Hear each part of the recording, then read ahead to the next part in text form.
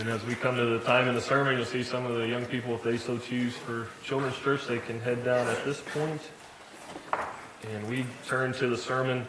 I've been getting the sermon title mixed up with a classic Huey Lewis song all week long. I've been walking around singing, "That's the power of one, two, two, two." And I keep singing it, "That's the power of one." And then I looked at it, I was like, that's not even the song. The song is "The Power of Love." The sermon is "The Power of One." And this is even a new title. The original title, the working title that I had for this message in this series was FCC was built on personal evangelism. And I figured nobody here would know what that meant. My mom knew what I was talking about. She figured it out. She reads this working title in the newsletter, and she calls me. She goes, "Hey, what are you referring to with that?" And I told her, and she got all excited. She goes, I knew it. I knew this was the title that I had suggested for you that much of the growth of my home church in Springfield, Ohio, was attributed to Mr. Wilson. That's a picture off the cover of the book I have about him there in the sanctuary. But John A. Wilson was a gifted personal evangelist. One-on-one, calling, visiting, talking, teaching, discipling. We had 1,000 people in church 40 years ago, before the megachurch was even heard of. It was a testament to what his passion was. Mr. Wilson actually taught personal evangelism in the Bible college. On a campus full of theologians and professors, they call him in. He would drive down every Monday night, teach for 2 hours, and then drive back home. And I know I have shared, and I will always remember, he invited me to have lunch anywhere I wanted when I was 8. And I got to pick Ponderosa. And he had fish. I'd never seen anybody eat fish at Ponderosa. But he lived to be 100. So maybe there's something to the fish. Throughout that entire meal, I can still see him sitting across the table, cutting his fish, thinking, this guy who preaches to 1,000 people wants to have lunch with just me. And I'm 8. Mr. Wilson was one of the first and best disciple makers I've ever met.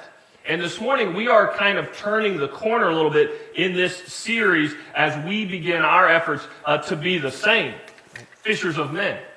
We spent the first 3 weeks of the series talking about what it means to be a disciple, to be a follower of Jesus, and how that impacts our life, and that's a lifelong pursuit. But now for the next 3 weeks, how do I share? You come into my office, you'll see this picture that Travis has got me on my wall. Right there when you walk in. How can we become, Matthew 9:14, fishers of men? And Bill Hall, in one of the books that we use, he said these are the 5 marks of a true disciple of Jesus. Number 1, a disciple submits to a teacher who teaches her how to follow Jesus. Second, a disciple learns Jesus' words. Third, a disciple learns Jesus' way of ministry. Number 4, a disciple imitates Jesus' life and character. And then number 5, a disciple finds and teaches other disciples who also follow Jesus. If we are honest, we talk about numbers 2, 3, and 4 a lot. No doubt the majority of the sermons. And we just addressed number 1 last week with the idea of coaches and training and teaching. That just leaves this 5th element, and it is as vital and as necessary as 1 to 4. Jesus said very clearly, go make disciples. He didn't say, sit and contemplate and study.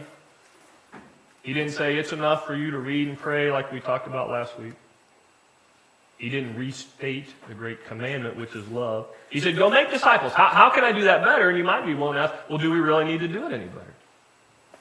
And I want you to listen to this author's evaluation. I think this is going to be hard to hear.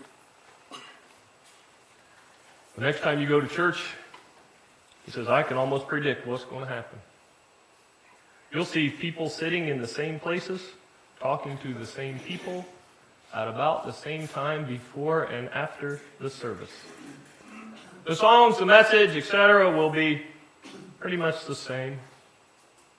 And all of you will know an awful lot about Jesus because you've spent your lives meeting with other believers. You have learned Jesus' words and his ways of doing ministry, and you have dedicated yourselves to imitating his character. Yet there you sit. Pretty much the same as last. Near the same empty seats, in the same empty places as last year. When we do 4 out of those 5 dimensions, we're just meeting with ourselves. We are talking to ourselves. We interact about ourselves and we address issues that are about us. He said, that's a closed system. How do you open the system? And Mark already alluded to it. You have to get out of the room. I have to go make disciples. Hence these efforts, these 3 choices on the outline. And we start with what we'll call the initial opportunity. And I have like little parentheses there that I was reminding myself as I was writing. Jeff does this well. Jeff meeting with strangers. He's going to give us an opportunity in Sunday school this morning to kind of practice on each other. Somebody that you meet for the first time, just an exercise, just see how easy this really can be. I think we all know the first time's the hardest.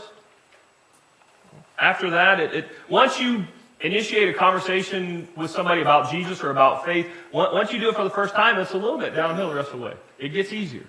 And if you're afraid to do that, you say, I don't even know where to start. I would very simply say, just show up. And this is an image of a lady named Julie Hubrick. 20 years ago, she heard a sermon about serving in the church. And it's a pretty big church, and they had a sports and rec ministry, and she said, I'll serve there. Not because she said I'm an athlete of any shape. I just know they need a lot of help. So she's been serving at the desk. She is now 86. And you come into their sports and rec facility, and she will check you in, warm welcome, give you a towel, basketball, etc. Most importantly, she shares Christ's love through her warm welcome. This is what she said. You never know what the person coming in could be going through. I try to be pleasant and make their day. And there's a lady named Joanne Ridge who works on the staff there at that facility. She said, Hubrick with her, you see, silver hair, small frame, sweet spirit, loved by many. She is caring, genuine, funny, sharp. She lights up a room when she comes in. Everybody knows her. She said, she's like my mom. She's like everybody's mom. And without getting too far ahead in the sermon, she has placed herself in a situation where she encounters strangers, new faces. And she goes to work every day with that mindset. How can I share Jesus with these people?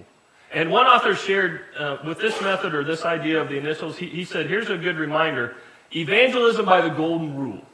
If you're stuck, say, how can I do for somebody else what I would want them to do for me? And like I said, I've seen Jeff do it. I think Steve does it. I've heard him have conversations with people. Denise does it all the time at the post office with coworkers and customers. It's a conversation, and you share with them, very simply, what you want them to share with you.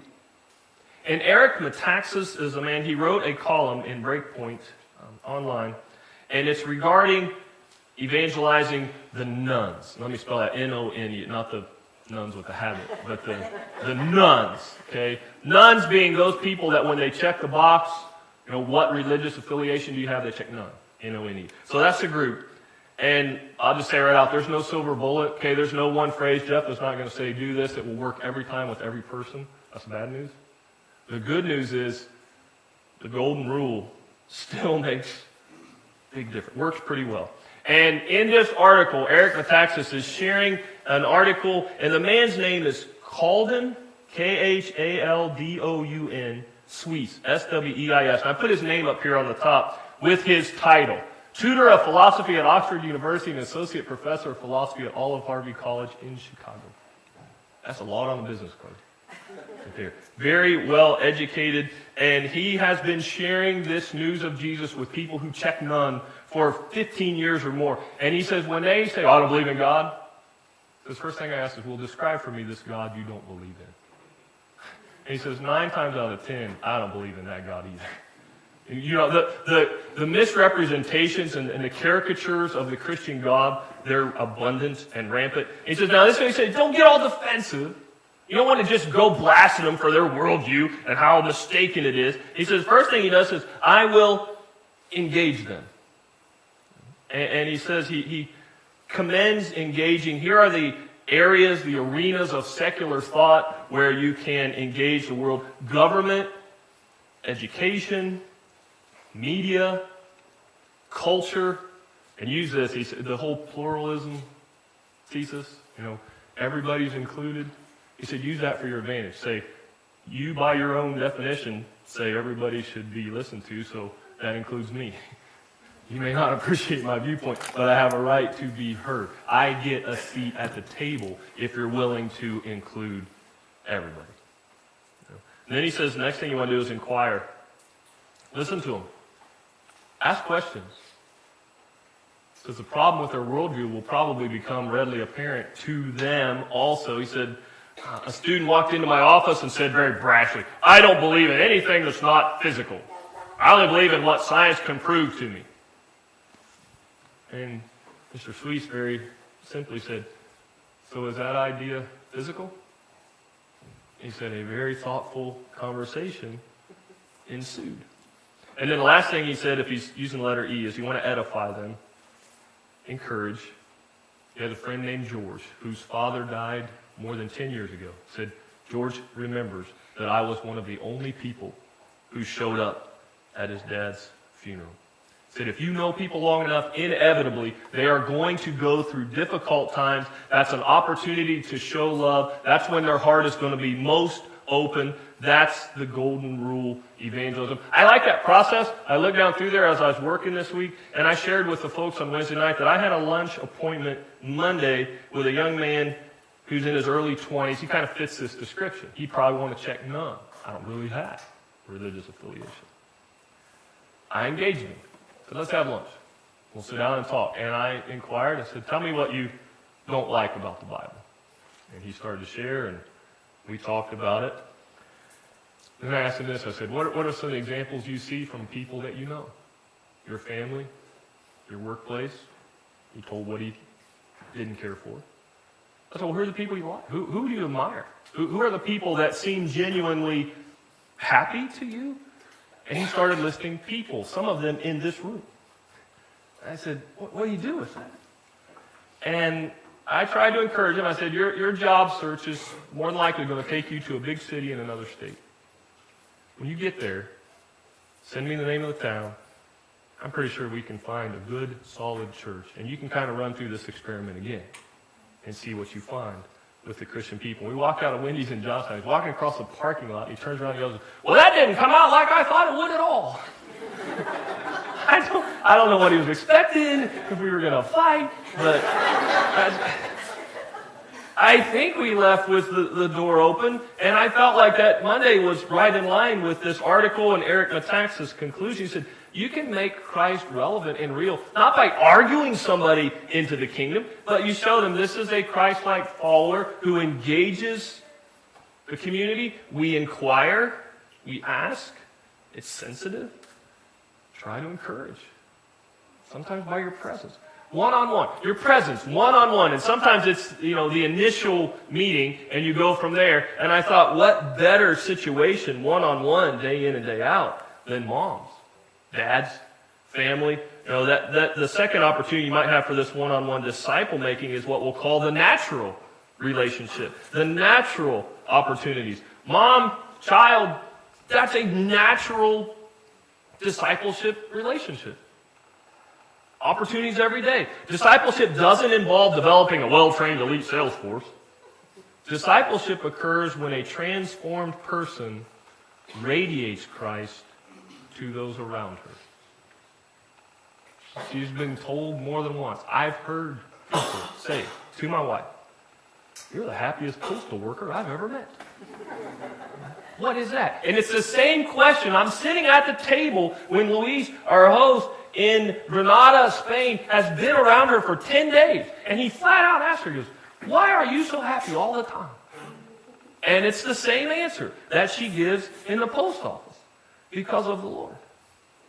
And this statement is very technical, but if you listen to this through the eyes of mother-child, okay, I see the primary distinctive of spiritual direction as one person helping another person work out his spiritual walk in a very specific application, unique to that person. Unique to that person. Who better equipped to uniquely walk than mom?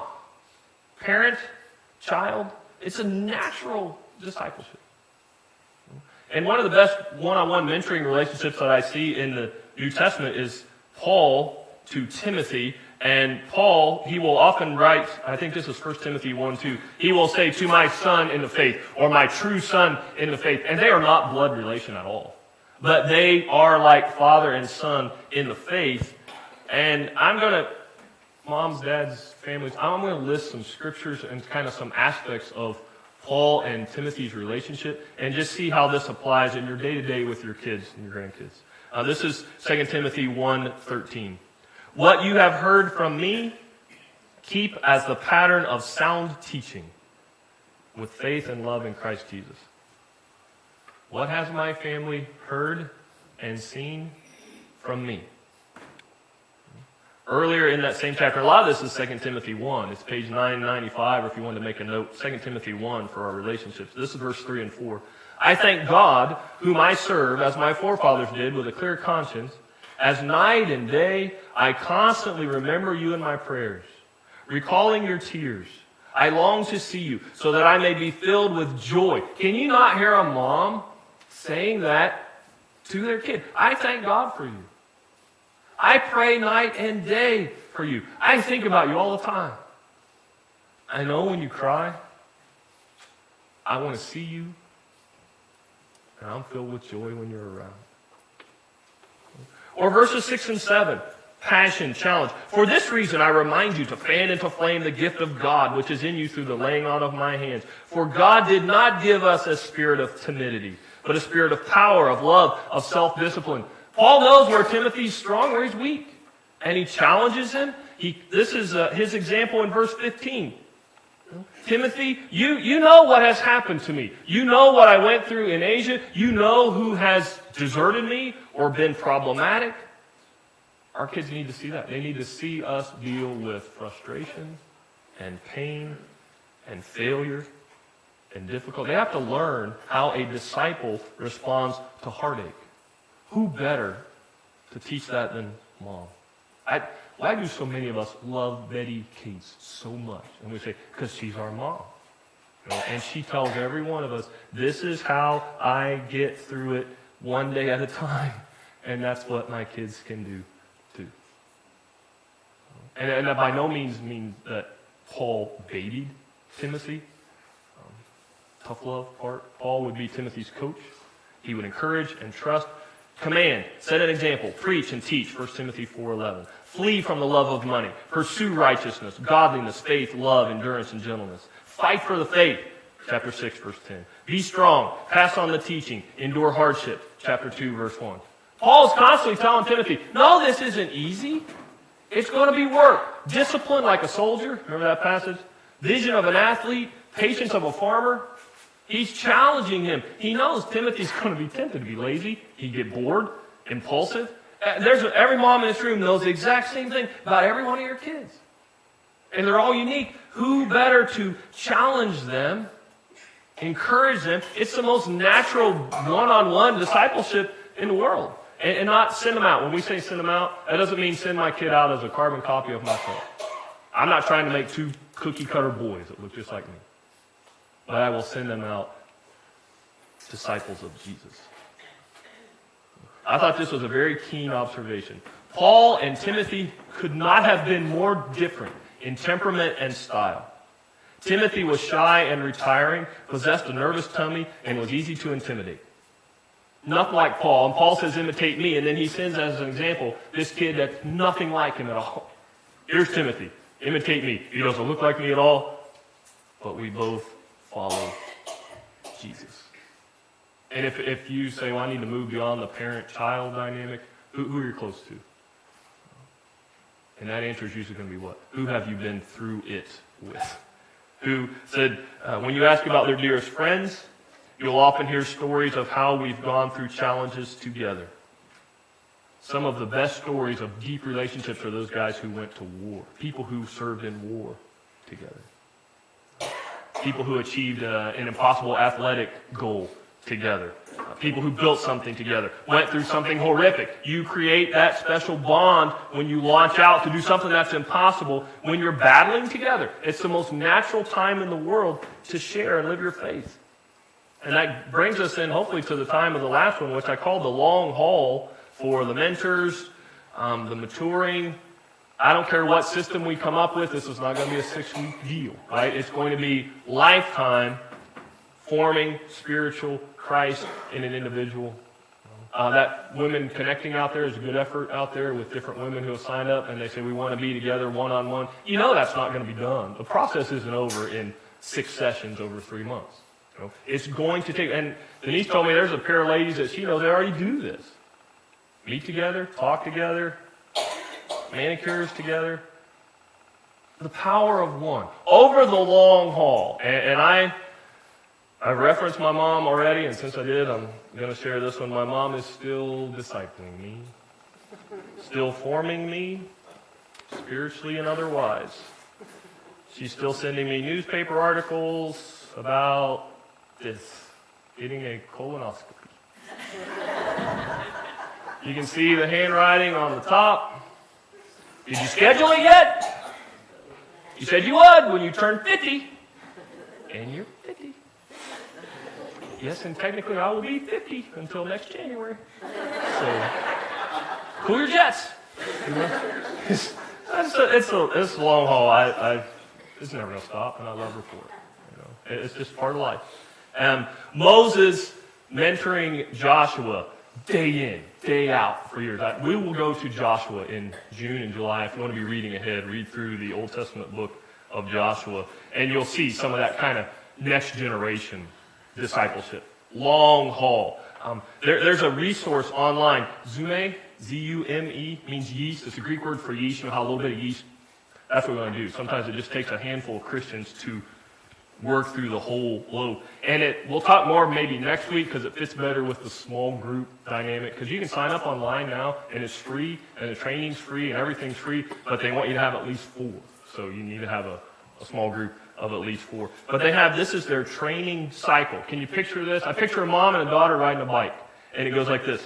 Model, assist, watch, lead. The mom is on the bike, modeling. This is what it looks like to ride a bike. Little girl's watching. And then assist. The mom is holding the bike, going with the little girl. Then to watch, the little girl's now riding the bike on her own in front of mom who's watching. And then lead. Mom walks that way, and the little girl rides off and teaches somebody else how to ride a bike.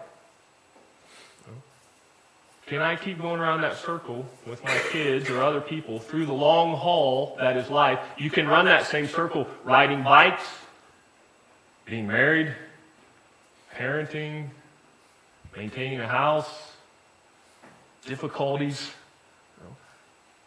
Just following that same cycle. You see Joshua with Moses. He's going to watch Moses. He's going to watch Moses make some mistakes. He's going to watch Moses throw down those stone tablets in anger. He's going to watch Moses take credit for a miracle he didn't really perform. He's going to watch Moses on his face pleading to God for people. Impact through the long haul. And remember I had Colton Suisse and his friend George, what did he say, 10 years? It's been 10 years, and he said, George never forgot.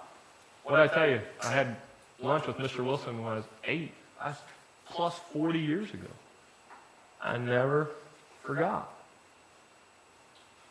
Long haul. And I got to speak a word to failure in this as we finish up, because that's where we'll end our series, the last one.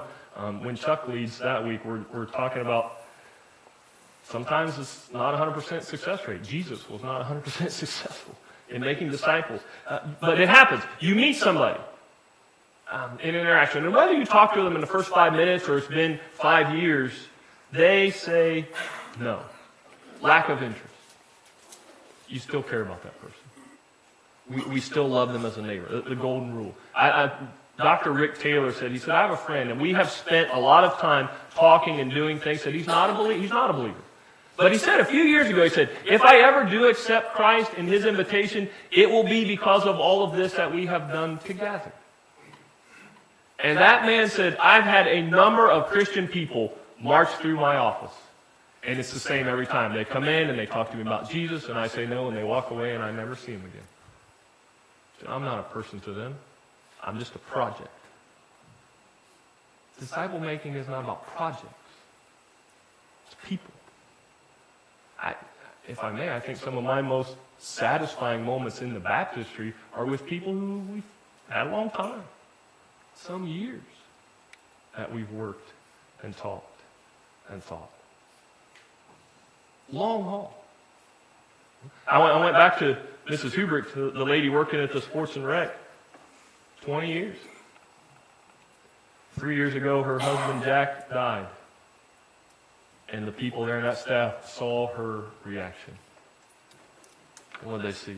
She glows. I always hear her say things like, I'm still praying. I trust God. Good days, tough days, easy days, tear-filled days. They see her in the long haul, not days and weeks, over the years. She says, I have overheard countless stories of guests who have come to know the Lord through the relationships made in the sports and fitness center. Making disciples. It can very, most readily, most easily start one-on-one. So the question to close is, who will be your one this week? It might be a stranger you've never met at a restaurant. Might be your son. Might be somebody you've served alongside at work for years. Who will be your one? And if you're new at this, sharing Jesus, just try it. First time you do it, the easier it becomes. Let's pray and we'll close. Father God, we are again grateful for your Spirit that inhabits, encourages, challenges us to share the truth. We thank you for those moms and others who have so faithfully encouraged us through the years. We pray that we would be able to share what they have given to us. And Father, maybe there might be some here this morning who don't really have that lifetime of faith and grace and love and hope, but the first generation is here today. And we can be those people who will be the foundation for that which can follow and those generations which can enjoy and be blessed and hopefully be spared some of that which we've had to endure. We know that it's always possible through you. We pray that you would guide us and encourage us each day. It's in Jesus' name, amen. We do always invite you, encourage you. Maybe you know that you will make that decision. Your gift today would be to give your life to the Lord. You can come to the front here if you need to make that decision. And we'll stand together and sing this invitation. 479, softly and tenderly. Let's stand together.